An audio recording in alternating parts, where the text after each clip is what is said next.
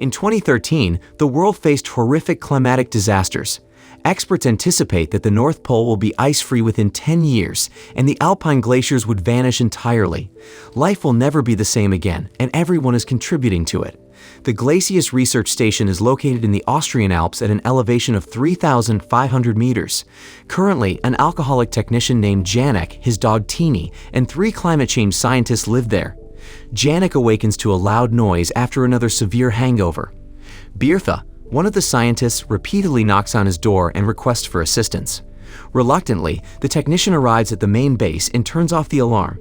It turns out that one of the weather stations, located a few hundred meters from the main base, is not working properly. Without it, scientists cannot track climatic air data, and it must be fixed immediately. Janek dislikes the squad and tries to avoid them, but he is forced to follow their orders. Once outdoors, the technician finds that his dog Teeny is acting suspiciously and is not responding to his master's command to go feed. It stares persistently at a single spot above, as if it has seen something in the snow-covered mountains. Later, Janek and researcher Falk finalize the final preparations for their trip up into the mountains to repair a malfunctioning station. Falk seeks to learn more about the unpleasant technician's personality. He has been isolated in the station for more than 5 years, and few people can put up with such difficult living conditions. Janek refuses to reveal the true cause for his captivity in the highlands, claiming that he knows the station and the surrounding area better than anyone. The men and dog hike high into the mountains, navigating the uneven slopes.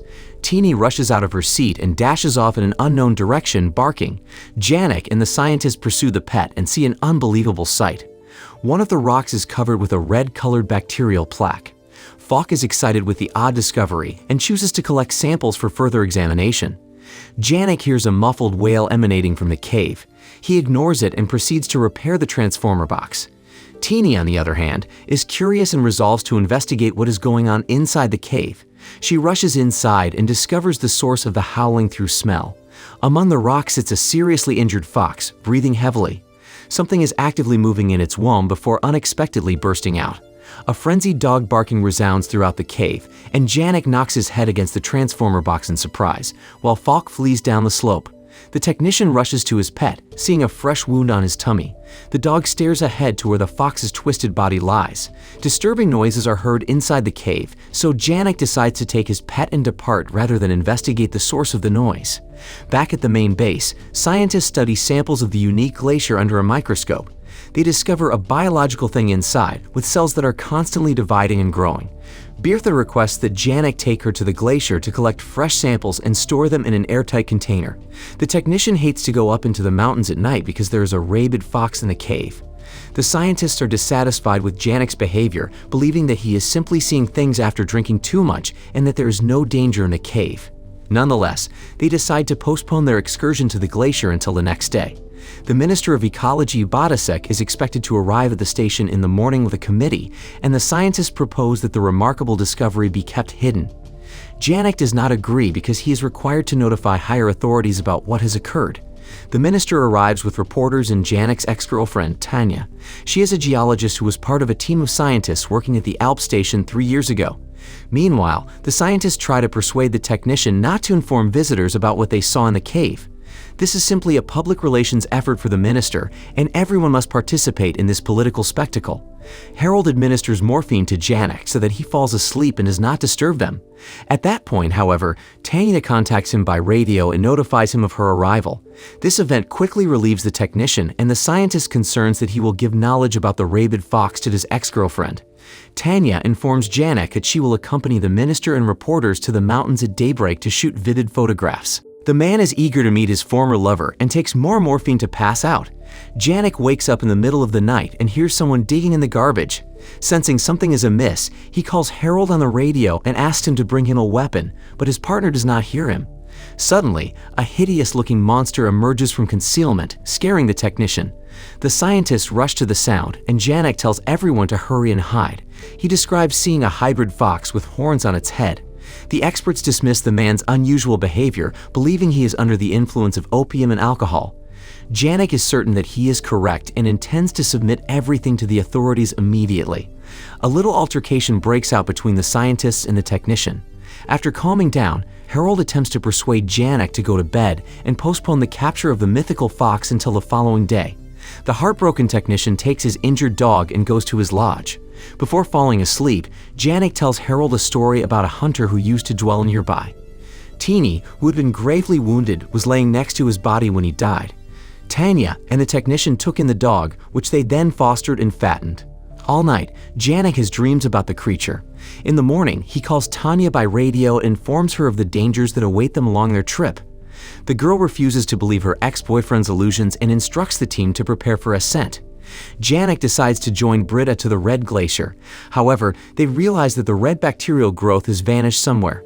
The scientist chooses to drill into the block to collect materials, while Janek goes aside to use the restroom. One of the rocks begins to move unexpectedly as a result of moisture. The stone turns out to be a mutant bug that attacks those who disturb it. A disoriented Janek kicks the beetle, which bounces aside and returns to its shell. Meanwhile, the minister and the group travel the trail to the station. Tanya passionately talks to media about climate change studies. The group pauses on a picturesque slope to take photographs. During the photo shoot, the photographer is bitten by a massive insect whose belly contains dangerous bacteria. Back at the base, the scientists dissect the mutated insect. The creature moves sharply, causing excitement among those present, although Bertha describes it as a vegetative reaction. After analyzing the biomaterials, experts believe that they contain the same microbes found in the Red Glacier. Bertha concludes that the discovered beast is a flea-fox hybrid. This bacterium can recombine and mix diverse organisms' DNA, resulting in a variety of infected animal hybrids. When the Red Glacier melted, the frozen microbes entered the fox alongside the glacial water. The fox's genes then combined with those of the bugs it ate, resulting in a hybrid. Janek wonders what would happen if an animal afflicted with hazardous bacteria bit or licked a human wound. Britta hypothesizes that such an animal would produce a werewolf-like creature, a human with a jackal head.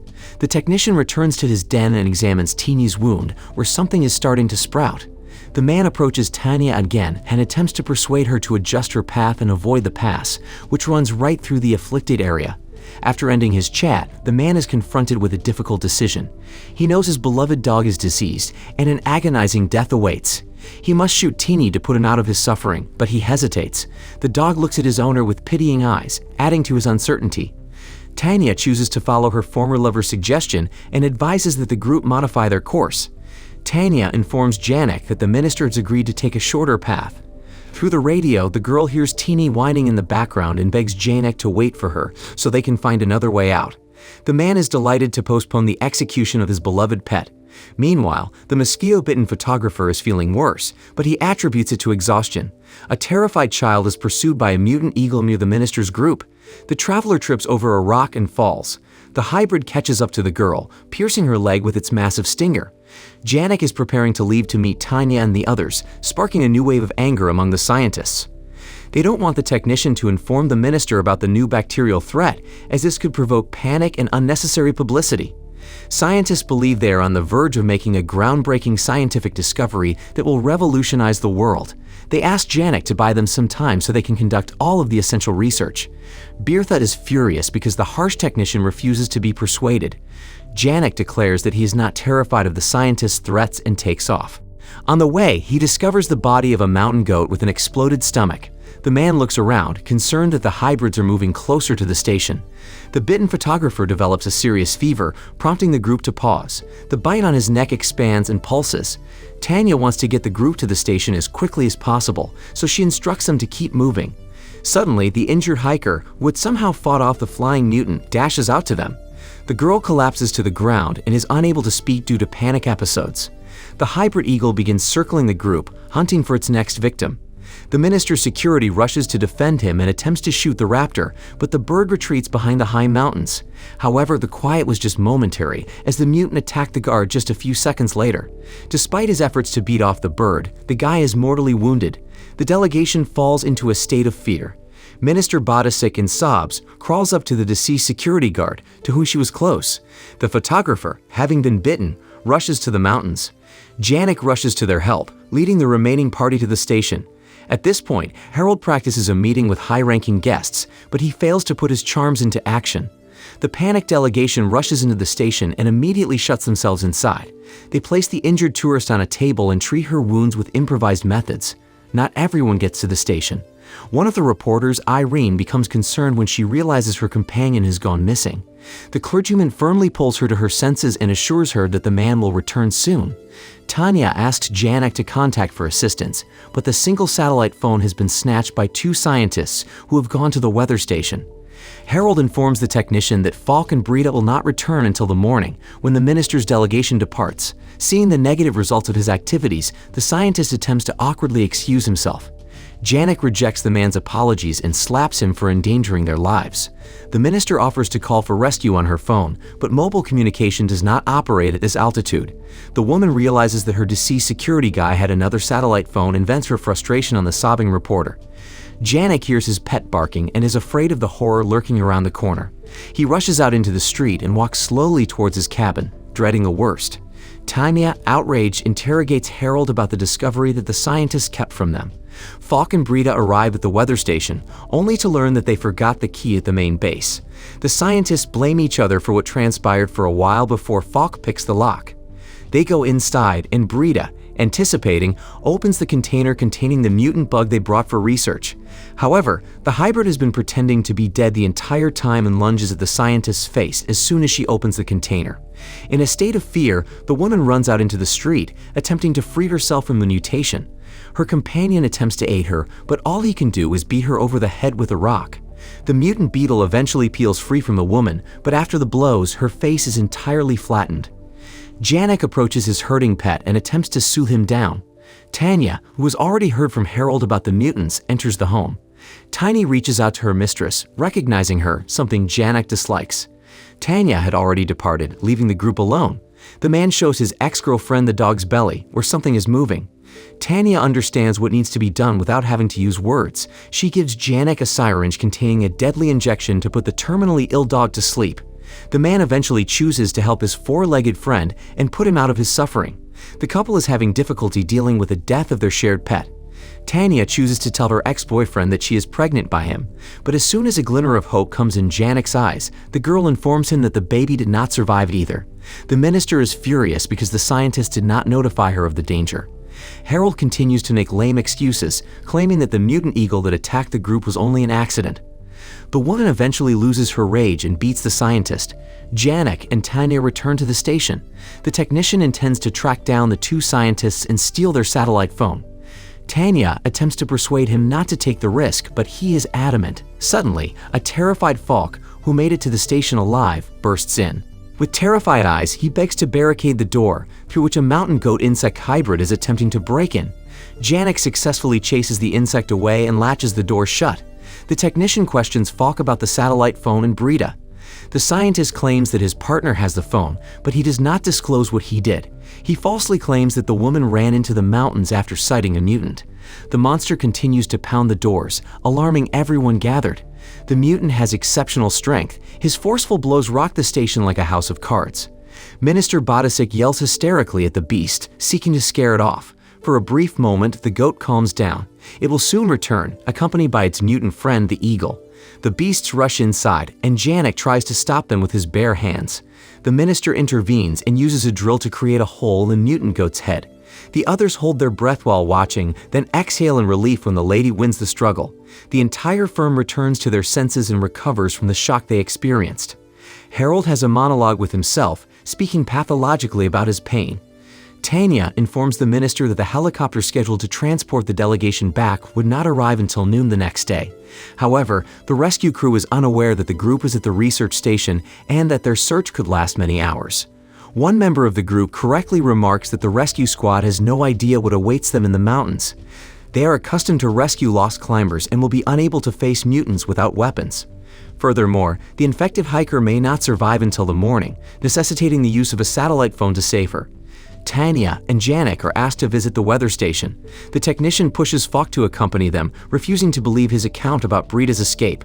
The others barricade themselves at the base, where the eagle-wounded tourist temporarily awakens. Lifting the cover, the gathering observe a weird movement beneath the skin of her leg. Harold suggests that the girl is likewise sick, and that a mutant is currently growing inside her. Everyone panics again and prepares to flee outside. The minister ignores the prevailing hysteria and proposes removing and burning whatever is crawling inside the girl. In disgust, she pulls out the hazardous germ and discards it in the fire. Next, the woman cauterizes the open wound on her leg, causing the girl to scream uncontrollably. Despite its unique character, the operation is successful, and the camper survives. On the way, Janek speculates skeptically that the girl cannot be saved and that their efforts are futile. This enrages Tanya, who is still grieving the loss of her pregnant child.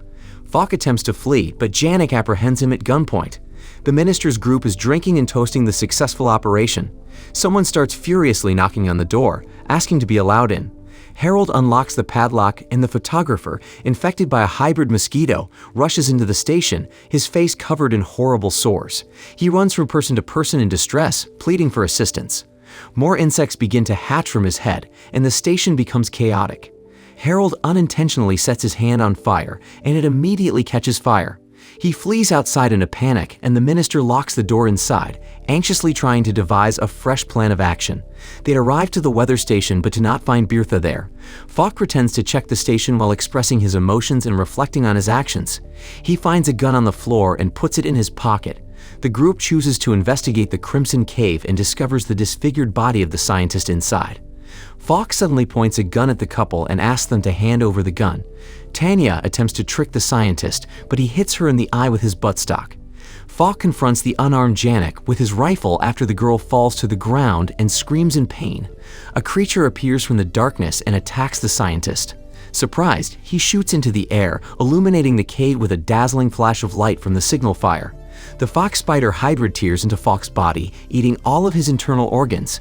The mutant turns its focus to Tanya and Janek, forcing them to flee. The beast catches up with the technician and attempts to reach his insides, but Tanya slams a rock hammer into his body. Together, they kill out the mutant and embrace. They find a phone under Bertha's body and use it to dial for aid. When they notice a column of smoke at the main base, they rush over to the others. There, they hear that the girl did not survive the horrific night. The sound of a helicopter, which could save lives, is heard in the air, and the minister's entourage runs happily towards it.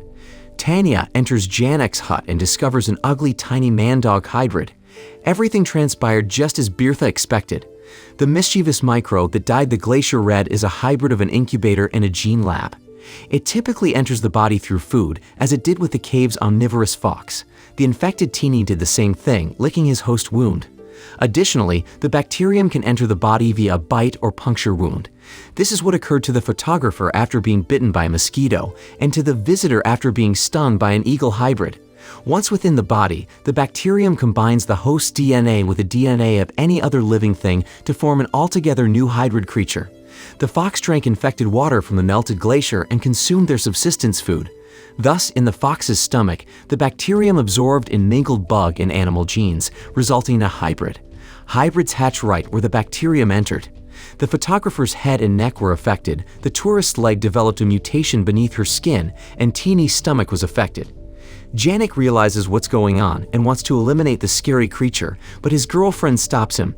She takes the mutant in her arms and declares with one glance that she intends to take him with her. The weary company leaves the research station. Tanya and Janek notice that another massive glacier has turned red as they fly higher in a helicopter. The duo hears the gentle moaning of the small mutant in the rucksack and looks around, terrified of what lies ahead. So, what did you think of the movie? Leave it in the comments below, and if you enjoyed the video, please like and subscribe for more movie recaps. See you in the next video.